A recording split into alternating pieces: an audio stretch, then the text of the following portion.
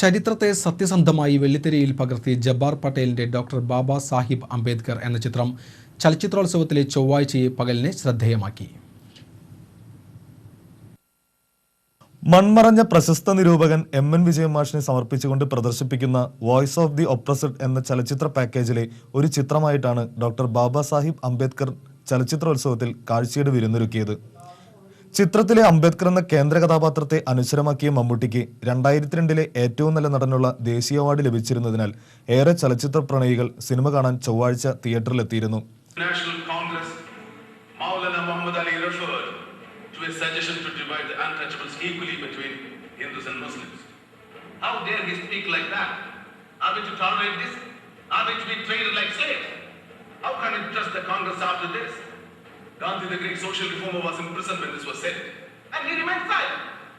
സവർണർക്കൊപ്പം അവർണർക്കും Indian സംസ്കാരത്തിൽ ഒരു സ്ഥാനമുണ്ടെന്ന് ബോധ്യപ്പെടുത്തുകയും സ്വാതന്ത്ര്യാനന്തരം ഭരണഘടന രൂപപ്പെടുത്തുന്നതിൽ പ്രധാന പങ്കുവഹിക്കുകയും ചെയ്ത അംബേദ്കറെ ശരീരഭാഷ കൊണ്ടും അഭിനയശൈലി കൊണ്ടും മമ്മൂട്ടി അവിസ്മരണീയമാക്കിയപ്പോൾ ചരിത്രത്തെ പൊടിപ്പും തൊങ്ങലുമില്ലാതെ അഭ്രപാളികളിൽ ആവിഷ്കരിച്ച് ജബ്ബാർ പട്ടേലിന്റെ സംവിധാന മികവ് എടുത്തുപറയത്തക്കതായി.